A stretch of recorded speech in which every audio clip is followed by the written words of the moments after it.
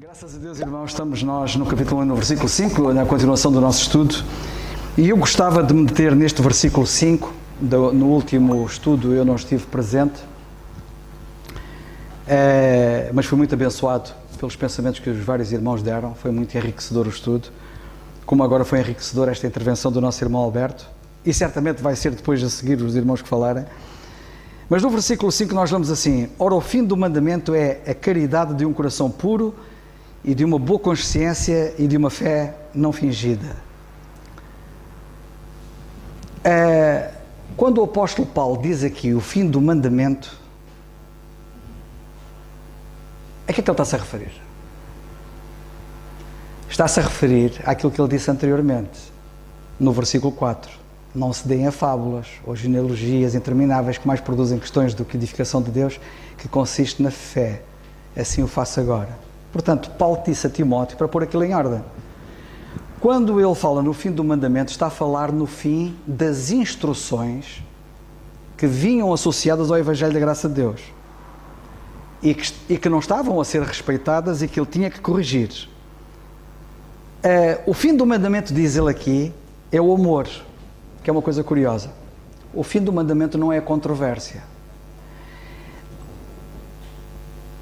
O fim daquilo que aqueles indivíduos andavam lá a dizer era a controvérsia. O objetivo era a controvérsia. O fim do mandamento, das instruções que Paulo tinha para Timóteo, era o amor, como nós vemos nesta passagem. É assim também na evangelização. Nós devemos ter muito cuidado com o objetivo, nunca perdermos o objetivo quando estamos a evangelizar alguém, porque às vezes perdemos-nos com discussões que não levam a lado nenhum. Estamos a falar com um descrente e há espaço para isso, para falarmos sobre determinados temas, mas não nos percamos a falar nesses temas, porque pode-se falar com um religioso sobre questões religiosas, mostrando-lhes que religiosamente estão errados em várias coisas, e podemos estar a perder muito tempo com aquilo, e se chegarmos ao fim e convencermos o nosso ouvinte de que ele está errado, não é? E ele perceber que está errado daquela maneira, isso não o salva. Compreendem o que eu quero dizer, não é? Isso não o salva. O que salva é o Evangelho. Nós temos, nunca podemos perder de vista, sermos acutilantes em relação ao Evangelho. Nós podemos falar disto, podemos falar daquilo, mas nunca perder o norte, nunca perder o objetivo principal, que é falar do Evangelho. E assim também, a verdadeira doutrina, a doutrina pura, promove o amor. Muito bem. Já agora, devemos pensar também, seriamente, que o pecado é que impede a capacidade de amar. E ali naquele caso era o caso. Havia déficit em relação a amar por causa do pecado.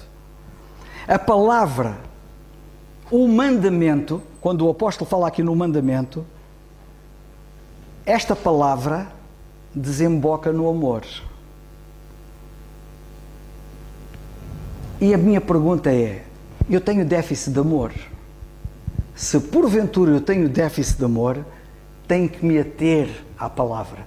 Porque é a palavra, que é o mandamento é a palavra é que desemboca no amor. E que Deus nos ajude a saturarmos com a palavra de Deus. Porque é a palavra de Deus que nos vai dar a instrução, que nos vai dar o encorajamento, que nos vai dar a força, que nos vai dar tudo aquilo que a gente não tem e que a gente precisa. O mandamento, quando o apóstolo Paulo diz aqui assim, nesta passagem, ora, o fim do mandamento é a caridade de um coração puro, quando ele fala aqui no mandamento, não está a falar da lei, porque alguém pode pensar que é um mandamento, um dos mandamentos da lei de Moisés. Não tem nada a ver com o assunto. O mandamento não é lei. E a caridade de um coração puro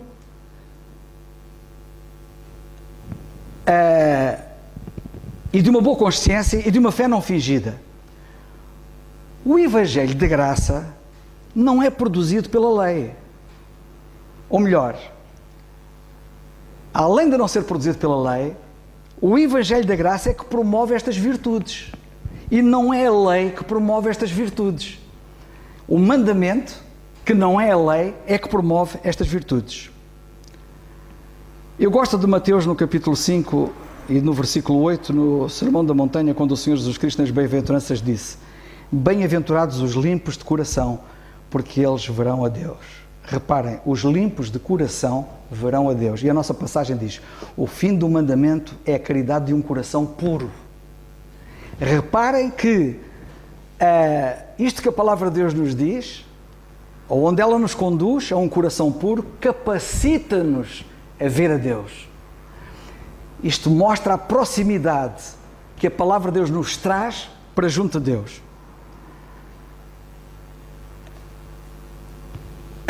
O apóstolo Paulo disse a Timóteo como lidar com os religiosos. E ele está a dizer como lidar com os religiosos que se concentravam nas coisas externas, nas genealogias, tudo coisas exteriores. Tudo coisas exteriores. E ele lembra Timóteo que o propósito da instrução piedosa é uma vida que reflete uma mudança interior. Um coração puro. Enquanto que os religiosos são só coisas externas, é só aparência, é só coisas externas, o verdadeiro cristianismo tem a ver com uma vida interior, genuína. Um amor que provém de um coração puro, de uma boa consciência e de uma fé sincera ou não fingida, como diz ele aqui na passagem. A grande questão que todos nós que estamos aqui devemos colocar, aqui e os que nos ouvem à distância, é se Deus nos mudou interiormente. Esta é a questão. Podemos ser religiosos. Os religiosos é tudo externalismo. A grande questão é se Deus nos mudou interiormente. Os religiosos distinguem-se pela aparência, distinguem-se pelo externalismo. E a grande questão é se Deus me mudou interiormente, ou será que eu sou um religioso? E isso acontece no momento em que nós cremos em Cristo como nosso Salvador. E se algum de vocês, especialmente os que nos ouvem, porque aqueles que estão aqui diante de mim, aparentemente são crentes já no Senhor Jesus Cristo. Se ainda não creram, creiam no Senhor Jesus Cristo, porque instantaneamente dá-se essa mudança interior.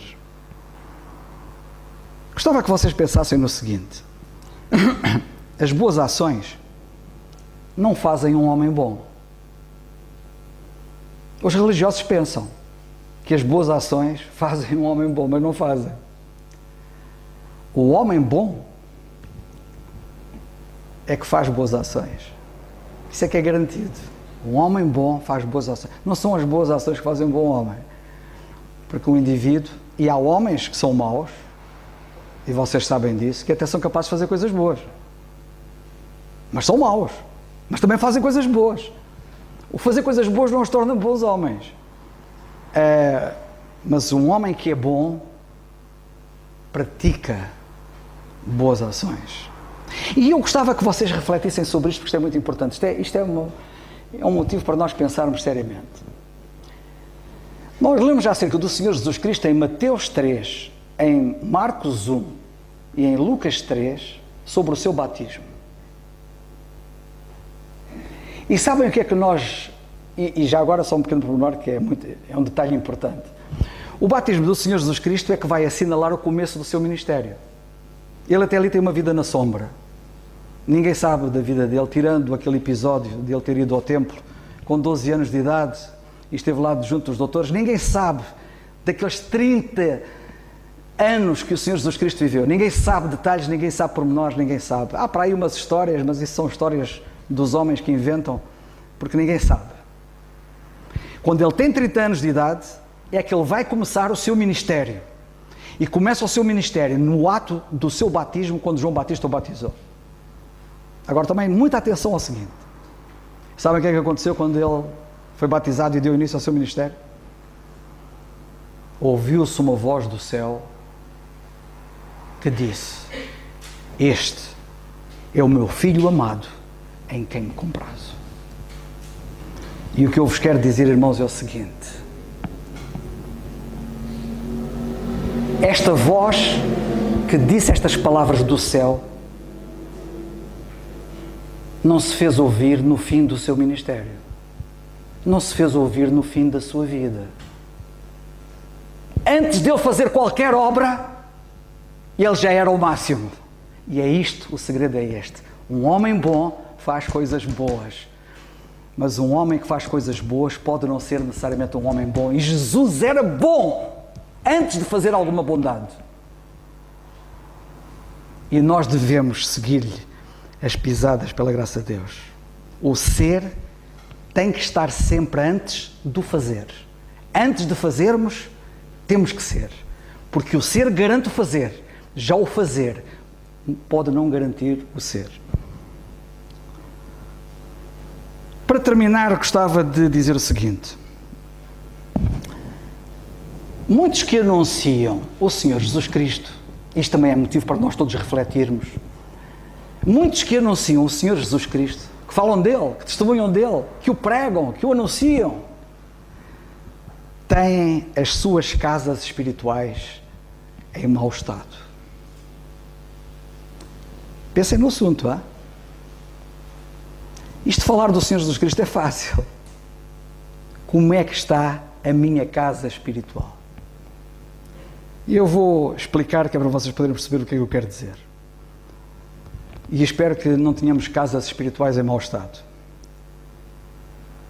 Nós podemos falar, mas quando o nosso discurso não está alinhado com a nossa conduta, e quando a nossa conduta não está alinhada com o nosso coração, um coração puro,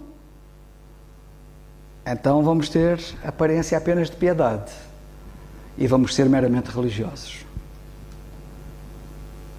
Quando o Senhor Jesus Cristo confrontou os fariseus, eu já vou explicar o que é que quis dizer com isso.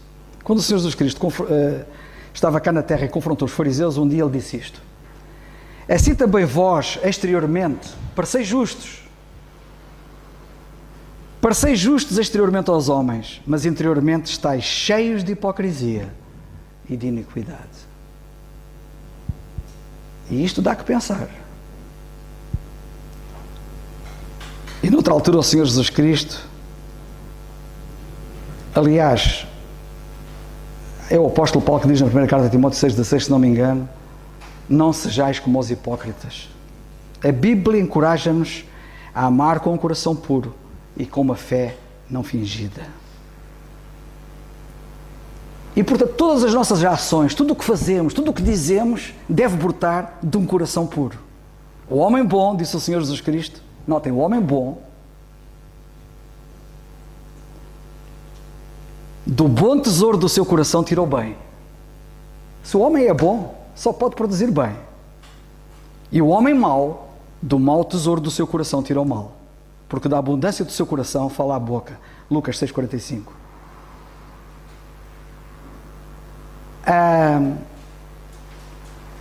E agora vou então dizer aquilo que eu disse que ia explicar mais à frente. Havia uma placa muito bem feita com um anúncio. Tinha letras vermelhas, chamava mesmo a atenção num fundo branco, e aquilo estava uma placa muito bem feita, era uma placa nova, muito bem feita, e que dizia: calhas e janelas, trabalho de qualidade garantido. Alguém pôs aquele anúncio que tratavam de calhas e janelas, trabalho de qualidade garantido. A placa era uma placa impecável. Eu não sei quem foi o autor do design daquilo, mas aquilo estava muito bem feito e a placa tinha sido muito bem executada. O problema é que aquela placa tão bem feita estava pendurada numa casa que estava a cair. A casa estava em muito mau estado e era uma casa que ameaçava ruir a qualquer instante. Mas estava lá a placa, uma placa muito bonita, numa casa em ruínas. E é assim que muitos anunciam o Senhor Jesus Cristo. Uma mensagem muito bonita, numa casa em ruínas. Que Deus nos ajude a que isso não aconteça connosco, porque nós precisamos. Amém.